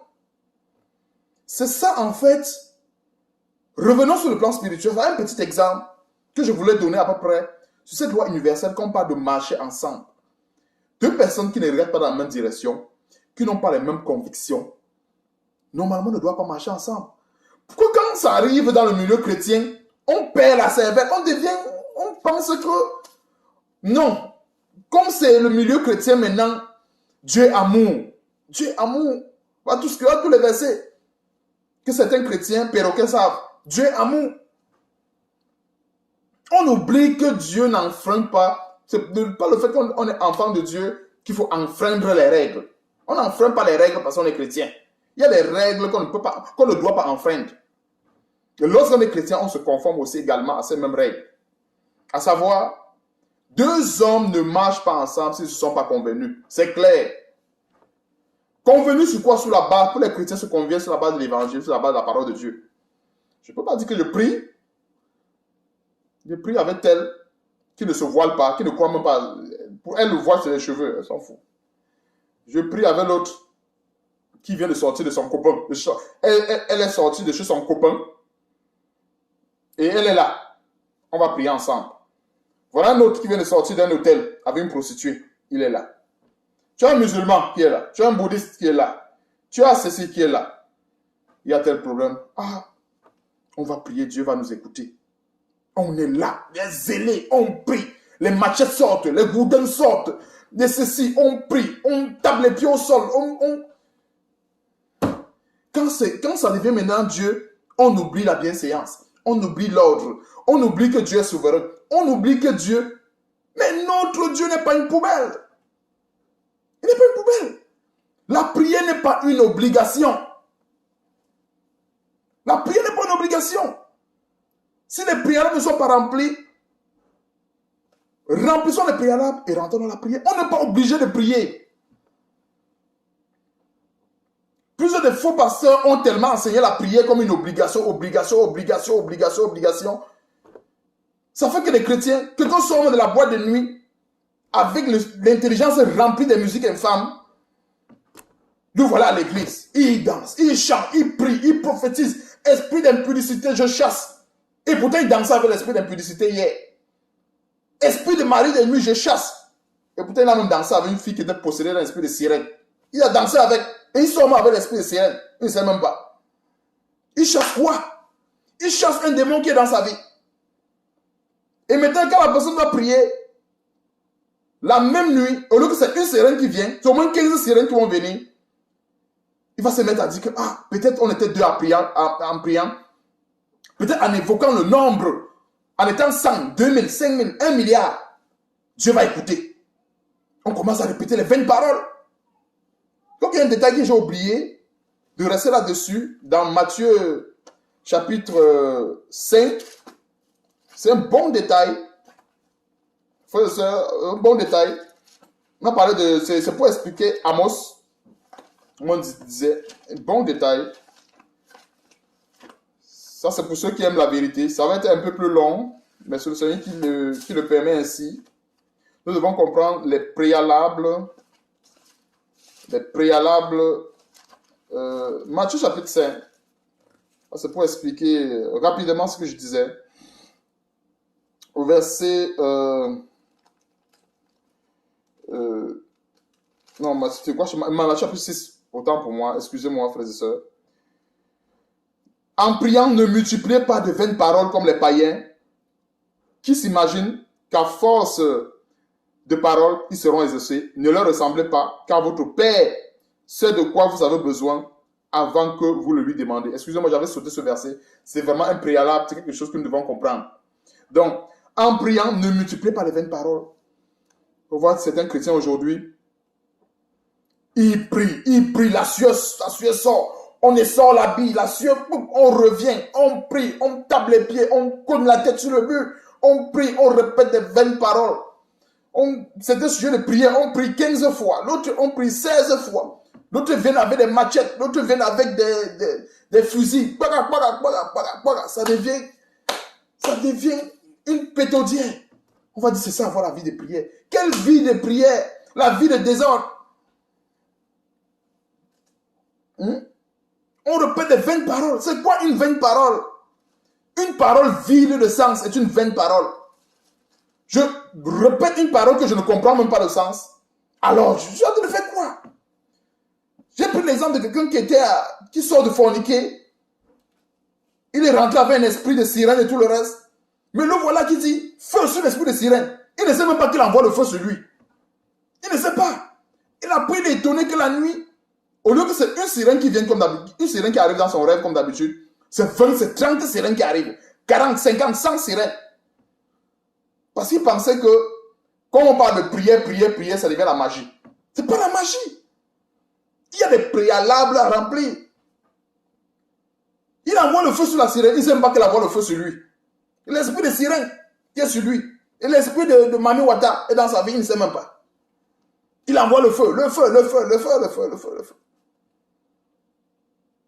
Alors que Dieu attend que ce chrétien-là, comme Proverbe chapitre 28, verset 13 dit, il vient confesser son péché. Ouais, j'ai péché contre toi, Seigneur Dieu. Je me suis vautré dans l'alcool, je me suis vautré dans l'impudicité, je me suis vautré dans les bois de nuit. Seigneur, aide-moi, délivre-moi. Envoie ta puissance me délivrer des esprits impurs qui me troublent. Aide-moi, Seigneur. Je te promets, je n'irai plus dans les bois de nuit. Hein? Tu commences à fermer les contacts, fais ceci, fais cela. On va dire, non, non, non, non, Dieu est amour. Dieu est amour, Dieu comprend. Tu es parti en bois de nuit, non? Non, Dieu comprend que de temps en temps, tu as besoin de ça. Tu as besoin d'une petite à côté. Dieu comprend. Maintenant, c'est Dieu qui devient la poubelle. C'est parce qu'on fait en telle sorte que le nom de Dieu est tellement blasphémé. Si tu dis à quelqu'un dans le monde que tu es chrétien, il va dire, ah, on connaît. Vous chrétien, vous vous enfermez dans les églises, vous priez, après c'est les femmes des gens que vous prenez. Tu dis à tel que Jésus-Christ est Seigneur, dit, ah, disons, pardon, laissez-la, pardon. Mon frère, ne continue plus, ferme ta bouche. On vous connaît. Tu vois, tellement ces faux ouvriers, ces faux pasteurs, avec les enseignements des démons, on salit le nom du Seigneur. Maintenant, quand quelqu'un dit Jésus-Christ est Seigneur, on n'arrive même plus à comprendre que Jésus-Christ est véritablement Seigneur et il est le péché. Parce que des prières qui sortent, 20 jours de prière, 15 jours de prière, on va renverser les autels sataniques, on va renverser les destinés, on va bouleverser. Tu ne vas jamais entendre, on va bouleverser le péché. Quelle qualité de prière! C'est plutôt des ensorcellements, c'est plutôt, je ne sais pas comment je peux expliquer ça. Ces choses vraiment, c'est très irritable spirituellement parlant. Frères et sœurs, c'est irritable. Très irritable. Le chrétien aujourd'hui s'en fout de sa vie. Il n'a que foutre, il s'en fout. Et il s'approche devant Dieu. Dieu, c'est sa poubelle. Il sort de la fornication, il sort de l'impudicité. Il s'en fout de ça. Il va dans une soi-disant église, il y a un programme de prière. On a dit qu'on va prier aujourd'hui pour renverser les autels qui parlent contre moi. Voilà, il sort de la fornication. Fraîchement sorti de sa copine, fraîchement sorti de son copain, fraîchement sorti de son amant. Là, voilà, dans l'église. Elle prie. Donc, c'est chez Dieu maintenant qu'il y a le désordre. Donc, on va aller également dans 1 Timothée. J'ai assez parlé comme cela. D'autres vont dire, où sont les versets? Où sont les versets? 1 Timothée chapitre 2, verset 8. 2 Timothée chapitre 2, verset 19. On va d'abord commencer par 1 Timothée. 1 Timothée chapitre 2, verset 8. Je disais tantôt que cet enseignement, je ne suis pas en train de dire que les gens ne doivent plus prier. Ce n'est pas ce que je suis en train de dire. Je vais démolir ce genre de raisonnement bidon. Verset 1 Timothée chapitre 2, verset 8. Je veux donc que les hommes prient en tout lieu. Elle va dire, si tu as tel problème, viens prier. Venez prier ici à l'église. Il y a l'onction de Dieu ici. C'est ce qu'on voit dans ce verset. Un chrétien a prié à la maison, ça ne va pas. Le pasteur ne va pas dire que, ma soeur, tu as la rancœur dans ton cœur. Ma soeur, tu as la jalousie. Ma soeur, tu vis dans l'adultère. Ma soeur, voilà, tu vis dans le commérage. Le pasteur ne va pas dire ça. Tu as prié à la maison, ça ne va pas marcher. L'onction de Dieu dans cette église va t'aider. L'onction dans cette église. Chaque fois que quelqu'un prie dans cette église, Dieu répond. Dieu n'a pas répondu chez toi, il va répondre ici. Voilà. Son église devient une ambassade de gris-gris. Généralement, l'ambassade est pour les pays. Mais il y a des églises qui sont les ambassades de gris-gris. Son église devient l'ambassade de gris-gris. Viens ici, tu vas prier, Dieu va te répondre. Où est la différence avec chez le marabout? Le marabout, c'est l'ambassade des gris-gris, non? Il y a certaines ambassades aussi qui sont les ambassades. Il y a certaines églises, voilà, qui appellent les ambassades. Il y a certaines églises soi-disant, qui sont aussi les ambassades des gris-gris. Je vois son enfant là-bas et dis, ah, tu penses que tu es quelque part, tu es dans une ambassade, de gris-gris. Le pasteur ne voit jamais le péché. Il ne fait que voir les maris de nuit. Il ne fait que voir les femmes qui n'accouchent pas. Il ne fait que voir les gens qui n'ont pas de visa. Il ne voit pas de péché. Le problème même, il ne voit pas. C'est normal qu'il ne voit pas. C'est normal. Plusieurs ne sont pas convertis. Plusieurs sont allés prendre des pouvoirs magiques pour venir enseigner la parole de Dieu. Comme plusieurs ont entendu que la parole de Dieu, tu peux avoir des dîmes, des offrandes, tu t'achètes des voitures, tu t'achètes des maisons. Ça devient un métier. Et pourtant, la parole de Dieu, c'est pour notre vie. C'est pour nous, c'est pour mener une vie agréable au Seigneur.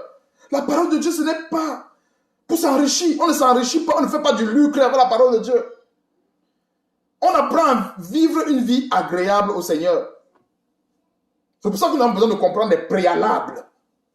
C'est ça l'objet de cet enseignement. On va rester uniquement sur les préalables. Je veux donc que les hommes prient en tout lieu en élevant les mains pures, sans colère, ni mauvaise pensée. Combien de chrétiens, avant de prier, se sont examinés pour dire, ouais, est-ce que je n'ai pas de mauvaises pensées? Est-ce que tantôt je viens de me fâcher contre tel? Est-ce que je me suis repenti? Est-ce que je demandais pardon à Dieu? Combien de chrétiens le font? Tu vois un chrétien qui vient de bagarrer avec quelqu'un, les coups de poing, pop, pop, pop, pop, pop, pop, pop, pop.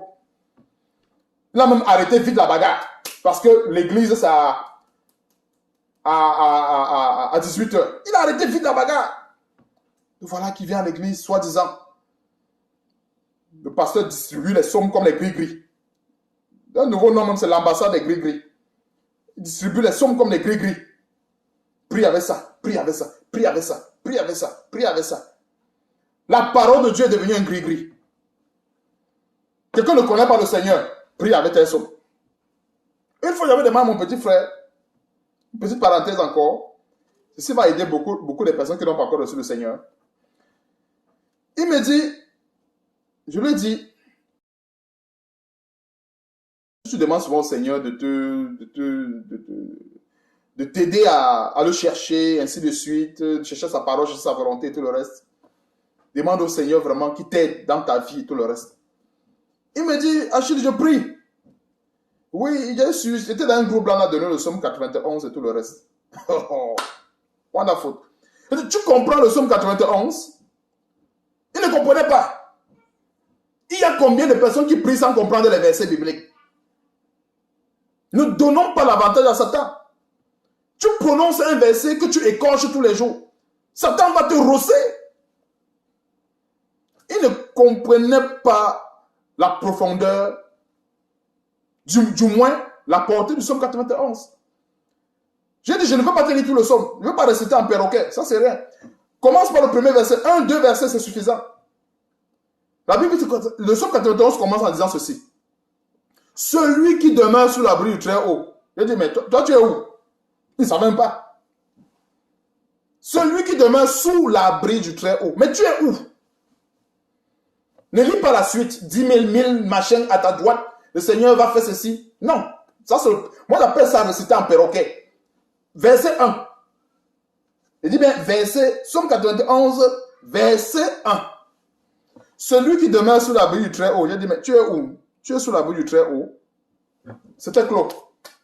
On n'avait plus rien à dire. Il n'avait plus rien à dire. Mais un soi-disant marabout lui a donné ça. C'est comme ça le nom. Marabout lui a donné Somme 91. Prie dessus. Et c'est comme ça que plusieurs entrent dans les choses qu'ils ne comprennent pas. Satan dit, ah, toi aussi, tu ne comprends pas ce que tu lis et tu viens m'attaquer. La nuit, au lieu que c'est un esprit qui vient. Ah non. Tu passes la nuit, Satan te rose correctement. Tu te lèves le matin, tu vas dire que ah, peut-être c'est parce que tu as prié seul. Je vais prier avec 15 personnes, 20 personnes. Oubliant que Amos chapitre 3 dit que, Amos chapitre 3 verset 3 dit que 2 personnes ne marchent pas ensemble s'ils ne sont pas convenus. Tu pries avec les 3, 4, 14, 15 personnes. Il multiplie encore. Au lieu de venir 10, il vient 50. Il rose. Tu vois? C'est ça. Les préalables, on ne va pas respecter cela. 1 Timothée chapitre 2 verset 8. Je veux donc que les hommes prient en tout lieu en élevant les mains pures. Combien de chrétiens se préoccupent d'avoir les mains pures? Combien de chrétiens? Ce n'est pas le sens propre, c'est le sens figuré. Quand on parle des mains pures, ça veut dire avoir une vie sans péché.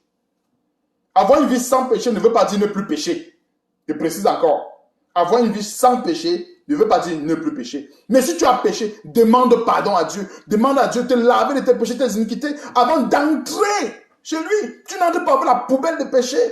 Tu dis que tu viens prier. Tu vas donner l'avantage à l'ennemi. Après, Satan va dire, ah, tu as dit dans ta parole que 1 Timothée, c'est Satan qui va citer ce verset. Il dit, mais c'est Satan qui va citer ce verset devant le Seigneur pour cribler l'âme de la personne qui ne respecte pas cela. Satan va citer ça. Et Dieu qui est bon, Dieu qui est amour, va bien autoriser à Satan de rosser ce genre de chrétiens pour qu'ils comprennent. 1 Timothée chapitre 2 verset 8. Je veux donc que les hommes prient en tout lieu en élevant les mains pures. C'est écrit dans la Bible, c'est pas pour décorer. Sans colère ni mauvaise pensée. C'est pas une décoration. Quand je veux prier, est-ce que je suis digne de rentrer chez le roi des rois? Mes mains sont comment? Mes pensées, est-ce que je suis correct? Voilà un examen préalable qu'il faut faire. Ce n'est pas quelqu'un qui va, ce n'est pas un pasteur qui va te le dire. Ce n'est pas un frère qui va te le dire. Ce n'est pas un frère qui va te dire, voilà, examine tes pensées. Ce n'est pas un frère ou quelqu'un, une personne qui va dire, voilà. C'est la parole de Dieu qui te dit, examine tes pensées, examine tes actions, examine ton cœur avant de rentrer dans la prière. La prière, c'est le domaine du roi des rois. Les gens entrent, quand ils veulent aller chez les ministres, ils s'arrangent bien. Le costume, le ceci. Mais quand on va entrer chez Dieu, on oublie. Dieu, c'est une poubelle parce qu'il est amour. Attention, frères et sœurs. Attention. Les faux chrétiens ont tellement traîné ce beau nom dans la boue. Mais nous, celui qui veut honorer le nom du Seigneur, doit donner les enseignements qui doivent donner la gloire à Dieu. Qui doivent donner la gloire à Dieu. Honorons Dieu, frères et sœurs. Craignons Dieu.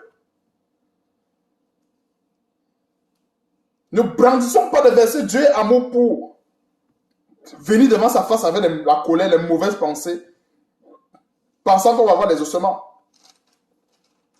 2 Timothée chapitre 2, verset 19.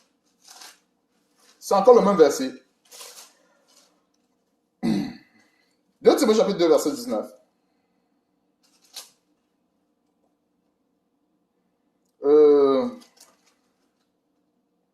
Néanmoins, le solide fondement de Dieu reste debout.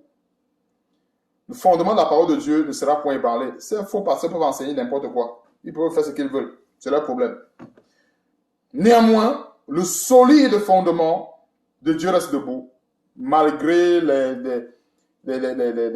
des chrétiens, des soi-disant pasteurs qui ne font qu'écorcher la parole de Dieu. Ils ne vont pas changer cela. Ce verset ne va pas changer de forme parce qu'ils passent le temps à donner un autre évangile que ce que Jésus-Christ lui-même nous a enseigné. Néanmoins, le solide fondement de Dieu reste debout avec ces paroles qui lui servent le sceau. La parole de Dieu, c'est le sceau. C'est le sceau de Dieu. Aujourd'hui, plusieurs chrétiens, aujourd'hui, quand tu vois quelqu'un commence à dire, tu as consulté le Saint-Esprit, en général, s'il y a 10 chrétiens qui parlent comme cela, il y a minimum 9 qui parlent d'un Saint-Esprit qui est éloigné de la Bible. C'est-à-dire qu'un esprit qui vient seulement dans les rêves te dit que fais ceci, fais cela. Un esprit qui te déconnecte de la parole de Dieu. Je dis en majorité, quelqu'un dit que Saint-Esprit, et nous devons de plus en plus nous méfier des chrétiens qui parlent de Saint-Esprit à gauche, Saint-Esprit à droite.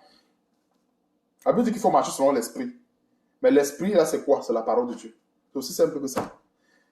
Maintenant, donc, s'il faut rester là, commencer à écouter des paroles. Ah, j'entends d'une oreille que Dieu me dit ceci. J'entends de l'autre oreille, j'entends de l'autre oreille, j'entends de l'autre oreille. Finalement, la Bible servira à quoi? Fermons la Bible et entendons des oreilles. Fermons la Bible et entendons. Dieu parle ici, Dieu parle ici, Dieu parle ici, Dieu parle ici. Ou bien, quand ça vient de Dieu, ne dis pas que Dieu ne peut pas parler à quelqu'un. Ce n'est pas ce que ça te dit. Mais si Dieu te parle, il ne va pas te donner une parole qui vient contredire la Bible. C'est pour ça que nous ne devons pas nous fier à ce que Dieu dit ici, Dieu dit là-bas, aux révélations ici, aux révélations là-bas. Nous devons nous fier à la Bible. Maintenant, Dieu va utiliser le canal qu'il veut, en conformité avec Joël chapitre 2 qui dit vos jeunes filles auront des visions et tout le reste. Il peut utiliser ça maintenant pour confirmer sa parole. Aussi simple que ça. Ce n'est pas plus compliqué. Maintenant, le Seigneur qui nous a toujours appelés à vivre dans la sainteté, ne nous éloignera jamais du standard de sa parole. Jamais. Verset 19. Néanmoins, le solide fondement de Dieu reste debout avec ses paroles qui lui servent de sceau. Le Seigneur connaît ceux qui lui appartiennent. Et quiconque, voilà le préalable, quiconque prononce le nom du Seigneur qui s'éloigne de l'iniquité. Amen. Qu'un chrétien, avant de prononcer, la Bible dit avant de prononcer, avant de dire que Jésus-Christ est Seigneur, fuis les bois de nuit, fuis la fornication, fuis la débauche sexuelle, avant de dire que Jésus-Christ est Seigneur, fuis. La Bible dit quiconque prononce, fuis d'abord. Respecte le préalable, ça a résonné. Dieu amour ne veut pas dire que Dieu devient une poubelle. Ne veut pas dire que le trône de Dieu devient la cour du roi Péto. Ce n'est pas la signification de Dieu est amour. Dieu est amour veut tout simplement dire que malgré la méchanceté des hommes, malgré la cruauté des hommes dans leurs actions, dans leurs actes, Dieu est là, il est patient. Si Dieu n'était pas amour, c'est comme moi-même qui suis en train de parler en ce moment, je ne vivrais plus. Je serais mort depuis. Parce que jadis par le passé, je crucifiais Dieu dans mes actions. Je crucifiais Dieu dans tout ce que je faisais, quand je ne le connaissais pas. Mais maintenant donc, que nous avons été connus de Dieu, est-ce que nous devons retourner encore à ces fables? Non. Apprenons à mener cette vie-là qui plaît au Seigneur. Donnons la permission à Dieu d'agir dans nos vies. Plusieurs chrétiens se plaignent. Ah, je ne comprends plus. Le ciel me tombe sur la tête. Mais le ciel te tombe sur la tête. Est-ce que tu as donné la permission à Dieu d'agir dans ta vie? Tu vas tout le temps en bois de nuit. Tu vas te voir tout le temps dans l'alcool. Comment le ciel ne va pas tomber sur ta tête? Pensons que la parole de Dieu, c'est quoi? C'est la magie. Que Dieu va dire que je laisse ma parole. Il dit, je laisse ma parole, je vais venir délivrer mon fils parce que c'est mon fils. Est-ce que Dieu agit avec les sentiments? Dieu ne tient pas compte des sentiments. On voit que de plus en plus, il y a des enfants qui meurent. Il y a des nourrissons qui meurent. Plusieurs sont victimes de ce que dit Exode chapitre 20, verset 5. Des malédictions générationnelles. Certains qui manquent même de foi, ceux qui n'ont même pas la foi vont dire que ah, c'est sûr que Dieu a quitté tel machin. C'est pour ça que les enfants meurent et tout le reste. Pourquoi? Il y a des malédictions générationnelles. Et ces malédictions générationnelles n'ont plus d'effet lorsqu'on est en Jésus-Christ. Je précise bien, lorsqu'on est en Jésus-Christ et qu'on fait sa parole. Parce que si un chrétien vient à Christ et qu'il ne marche pas sur la parole de Jésus-Christ, alors il a encore ouvert la porte aux malédictions générationnelles. Il reçoit la parole comme un perroquet. Alors, Exode chapitre 20, verset 5, c'est le diable qui va citer ça devant Dieu. Le diable va dire, tu as dit et tu as dit. Dieu va dire, ah, Dieu peut faire quoi? Nous pensons que c'est parce qu'il est amour qu'il va accepter de se compromettre avec sa parole parce qu'il aime ses enfants, parce qu'il il nous aime trop. Nous devons aussi apprendre à jouer notre partition en tant qu'enfant de Dieu. Dieu nous aime. Dieu aime les enfants qui l'écoutent. Dieu aime les enfants qui mettent sa parole en pratique. Dieu secoue toujours ceux ou celles qui prennent à cœur son œuvre.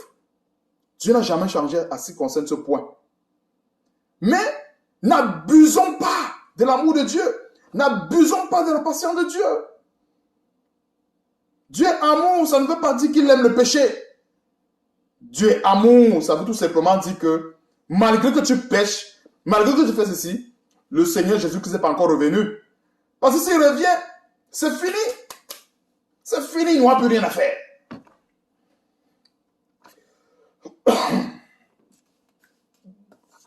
Donc, frères et sœurs, on va aller d'un dernier élément. Actes chapitre 19, verset 13 à 16. Excusez-moi, frères et sœurs. Actes chapitre 19, verset 13 à 16. Nous sommes tous sur les préalables. Le côté exaucement, ça va venir plus tard, plaise à Dieu, si Dieu le veut. Pour l'instant, on reste dans les préalables. Actes chapitre 19, verset 13 à 16. Quelques exorcistes ambulants essayaient d'invoquer sur eux, sur ceux, autant pour moi, quelques exorcistes ambulants essayaient autant pour moi, d'invoquer sur ceux qui avaient des esprits malins le nom du Seigneur Jésus en disant, je vous en conjure par Jésus que Paul prêche. Ceux qui faisaient cela étaient 7 fils de Séva, juifs, l'un des principaux sacrificateurs. L'esprit malin leur répondit, je connais Jésus et je sais qui est Paul, mais vous, qui êtes-vous? Verset 16. Et l'homme dans lequel était l'esprit malin s'élança sur eux, se rendit maître de tous les deux, et les maltraita de telle sorte qu'ils s'enfuient de cette maison, nus et blessés. Cela fut connu de tous les Juifs, et de tout... Bon, arrêtons au verset 16. Et l'homme dans lequel était l'esprit malin s'élança sur ceux... et l'homme, autant pour moi, verset 16, s'il vous plaît, dans lequel était l'esprit malin, s'élança sur eux, se rendit maître de tous les deux, et les maltraita de telle sorte qu'ils s'enfuient de cette maison, nus et blessés. Pensons que c'est un exemple, pensons que c'est dans la Bible comme cela. Ce n'est pas pour nous instruire. Il n'y a pas de chrétiens, certainement, qui n'ont pas vécu ça. Certainement, il y a plusieurs chrétiens qui ont vécu ça. Ils n'ont même pas su que c'était cette parole-ci qui s'appliquait. Ils n'ont même pas su. Quand on parle des exorcistes juifs ambulants, ça représente quoi aujourd'hui? Est-ce qu'on ne peut pas être un exorciste? Un chrétien qui ne marche plus selon la parole de Dieu, est-ce qu'il est différent d'un exorciste? Je vais donner un exemple assez précis pour qu'on comprenne ça en profondeur. Tu vois un chrétien, pour lui, quand il entend prière, il pense seulement que c'est prière égale exaucement. Prière égale forcer la main de Dieu, Dieu va faire. Pour lui, voilà très souvent ce qu'il y a dans l'esprit des chrétiens. Prier pour eux égale exaucement. Prier pour eux égale forcer la main de Dieu, exciter Dieu à faire. C'est-à-dire, on pense que c'est parce qu'on prie, on insiste, on prononce des vaines paroles que Dieu va faire. Non. Donc, les exorcistes ambulants, c'est l'image aussi également des chrétiens, des personnes qui se disent chrétiens, entre guillemets, mais que dans leur marche, ils se comportent comme des marabouts. Dans leur marche, ils se comportent comme ces exorcistes. Donc, comme les fils de Séva, ils ont reçu les enseignements, soi-disant des faux pasteurs, qui disent que quand tu prononces le nom de Jésus-Christ, il y a une séduction. Hein? C'est pour ça qu'il faut faire très attention aux révélations. Nous devons faire attention aux révélations. J'avais suivi une révélation, soi-disant, au passé, où un soi-disant pasteur disait que quand le nom de Jésus-Christ est prononcé, les démons tremblent. Le royaume des ténèbres tremble. Tout le monde tremble. Est-ce que c'est faux? Quand on prononce le nom de Jésus-Christ, le royaume des ténèbres tremble. Ce n'est pas faux. Je vais commencer par là. Ce n'est pas faux que lorsque nous prononçons le nom de Jésus-Christ, le royaume des cieux, le royaume des ténèbres, Satan tremble. Mais, il y a lieu de donner une précision là-dessus. Celui qui prononce le nom du Seigneur Jésus-Christ en esprit et en vérité, en conformité avec 1 Timothée chapitre 2, verset 8, en conformité avec 2 Timothée chapitre 2, verset 19, alors Satan va trembler et son royaume. Mais celui qui prononce ce nom, Jésus-Christ, comme ces exorcistes ambulants, alors qu'est-ce qui va se passer? Satan va dire, attends, tu prononces Jésus-Christ, est-ce que tu le connais? Tu dis au nom de Jésus-Christ, sors, est-ce que tu connais ce Jésus-Christ? Ce chrétien va dire, je pars à l'église. Mon pasteur m'a donné le psaume 91. Mais Satan va dire, est-ce que tu le connais? Et à la suite, il s'attend que Satan va le rosser. Parce que pendant que tu pries, tu prononces Jésus-Christ. Satan, je vais donner un petit truc en passant rapidement. Nous pensons que la parole de Dieu est devenue comme la magie, un gris-gris. La parole de Dieu n'est pas un gris-gris. Ce sont des faux pasteurs qui l'ont transformé en gris-gris. Mais sinon, la parole de Dieu n'est pas un gris-gris. Ne comprenons pas les versets, on prend ça comme des gris-gris. Je disais que Satan regarde la personne. Il regarde. Quand l'esprit impur, moi j'avais déjà assisté à un truc de délivrance de par le passé. Je vais vous donner ce témoignage pour que les gens puissent comprendre en profondeur ce que je vais par là dire, exorciste ambulant, comment Satan se rend maître de quelqu'un. en train de prier à l'époque. On délivrait quelqu'un qui avait des légions d'esprits impurs à l'époque. On priait, on priait, on priait. L'esprit impur, je parle, ça c'est mon témoignage, c'est ce que j'ai vu. On ne m'a pas dit. Ça c'est ce que j'ai vu, que je suis en train de parler. L'esprit impur est sorti du garçon qu'on délivrait. Il est parti où? Pensant que l'esprit impur sort, il va directement dans les lieux. Oui, il va normalement dans les lieux arides, mais il cherche d'abord là, il va rester. Il est sorti, il a cherché, on était là, chrétien, hein? On était mélangé, à l'époque là, c'était un désordre fou. L'esprit impur sort, il regarde. Il a identifié une sœur qui vit dans la rébellion, qui vit dans l'insoumission. L'esprit impur, c'était un serpent. Il est entré chez la sœur, bam! Devant nos yeux. On se retrouve en train de délivrer 2 personnes. On prie sur tel, on prie sur tel, on prie sur tel, on prie sur tel. Faisons attention. Satan connaît. Il dit que l'esprit impur est sorti de ce garçon. Il dit que, mais, tout le monde peut me chasser sauf toi. Tu me chasses, pourtant tu as la rébellion, tu as la rancune, tu as les mauvaises pensées, tu as la jalousie, tu as l'impudicité dans ton corps. Tu es qui? Il est sorti et d'une rapidité. Bam, il est entré chez la sœur. On priait sur 2 personnes. On priait sur celui qui avait la légion. On priait sur l'autre. On priait, on priait. On savait plus, on dit, mais, par le passé, je n'avais pas compris. Mais c'est maintenant que je comprends que, en fait, quand le corps d'un chrétien a été transformé en un hôtel diabolique, n'oublions pas, la Bible dit ceci, dans 1 Corinthiens chapitre 6, je ne veux plus entendre ce verset, je crois que chacun pourra lire plus tard, que nous sommes le temple de Dieu. Alors, si nous sommes le temple de Dieu, de par la parole de Dieu que nous mettons en pratique, alors comprenons aussi, c'est un bon détail à comprendre, pour comprendre également les préalables, pourquoi il faut les préalables. Nous pouvons aussi être le temple de Satan. Comprenons cela. On a toujours fait comprendre, le chrétien est puissant, le chrétien a l'ancien, le chrétien est ceci. Est-ce que c'est faux? Ce n'est pas faux. Mais la simple précision que ce faux pasteur n'apporte pas, induit plusieurs en erreur. Quelqu'un sort de l'impudicité. L'impudicité sent encore sur son corps. Il va aller chasser un esprit impur. Pense que Satan est bête. Satan dit que mon ami, tu penses que tu peux me tromper parce que tu as 0. Il sort du corps là, il entre chez l'autre personne. Ce sont les préalables.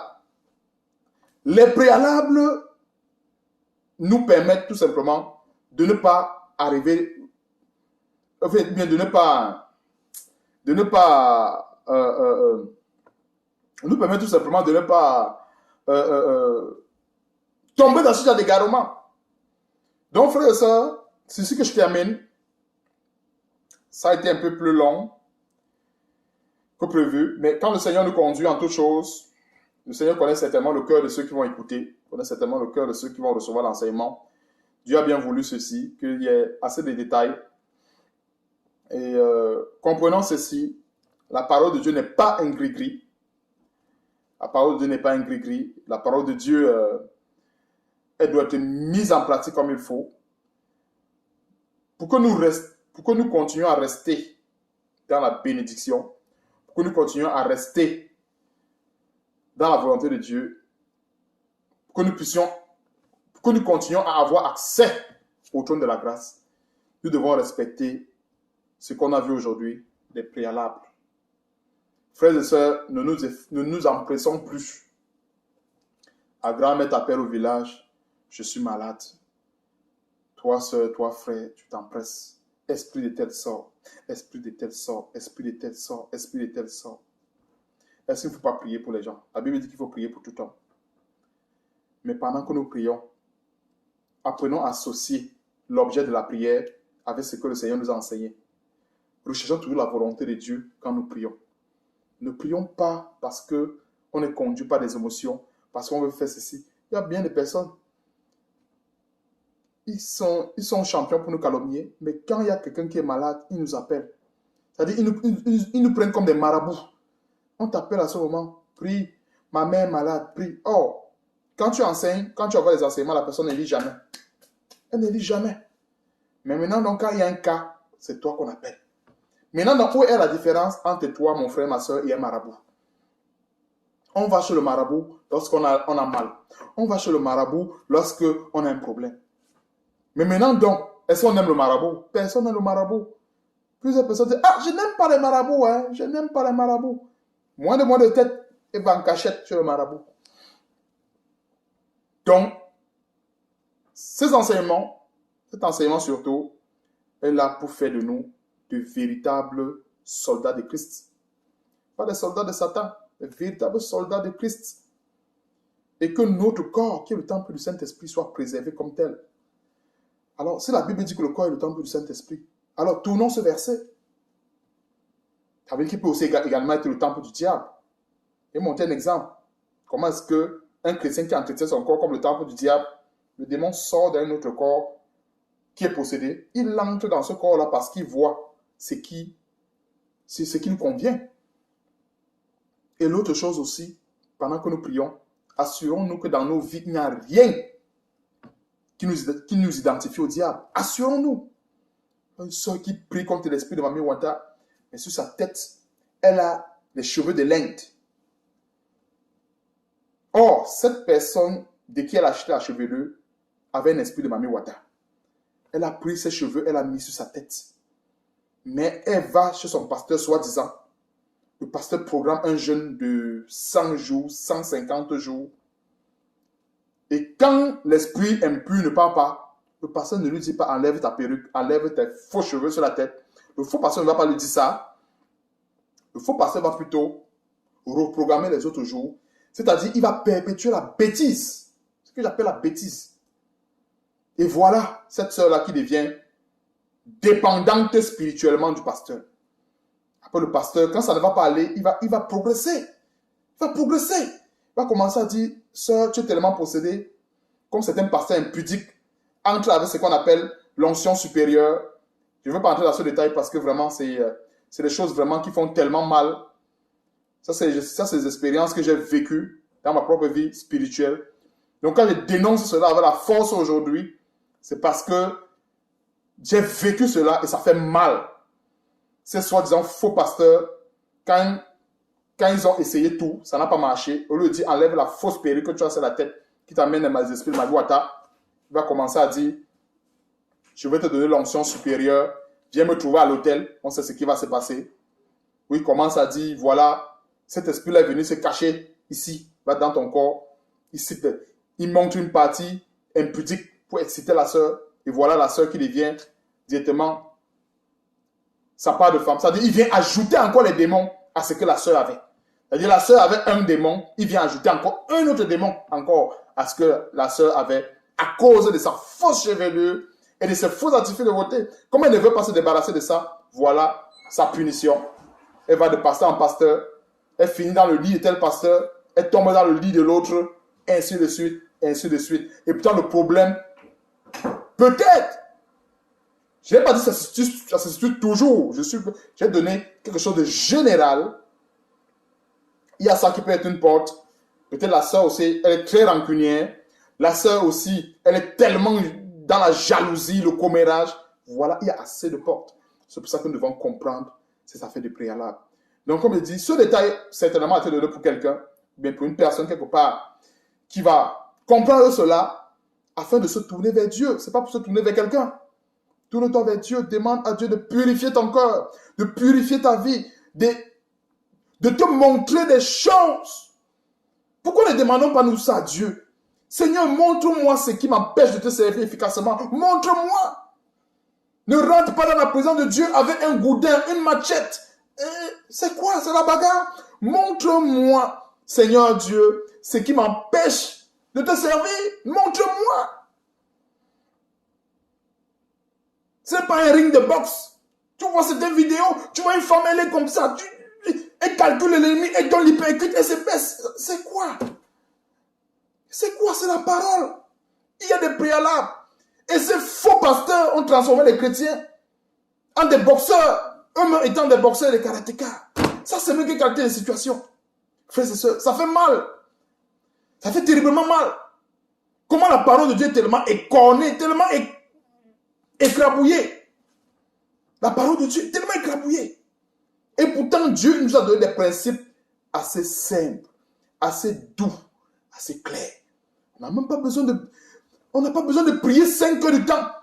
Chrétien prie, la sueur sort, il presse le vêtement, il enlève son pantalon, il presse. C'est la bagarre. Frères et sœurs, je vais m'arrêter là. Je ne vais pas être plus long que ça. Soyons bénis. Je vais remettre toujours entre les mains du Seigneur et puis plaise à Dieu. On se verra certainement. En fait, si Dieu le veut, autant pour moi, je préfère. Il faut que Dieu nous conduise dans toutes choses. Si Dieu le veut, on se verra si Dieu le veut. Pour un autre enseignement. Soyons bénis. Donc, rendons grâce à Dieu pour cela. Et surtout que le Seigneur nous protège. Prions. Éternel Dieu, nous te bénissons, te rendons grâce, Seigneur, pour cet enseignement. Seigneur, nous te sommes infiniment reconnaissants, Seigneur Dieu, pour tout ce que tu fais pour nous.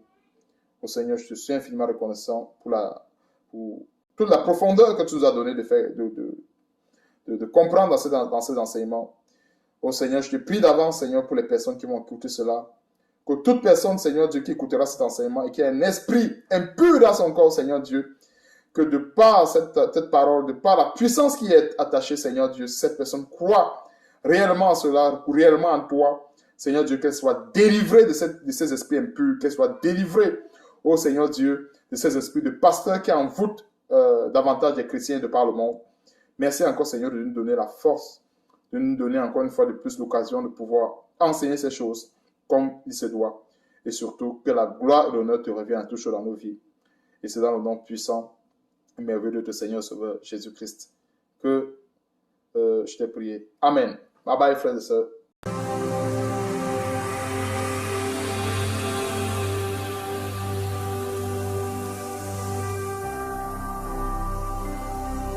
Jésus-Christ TV, vous connaîtrez la vérité et la vérité vous affranchira.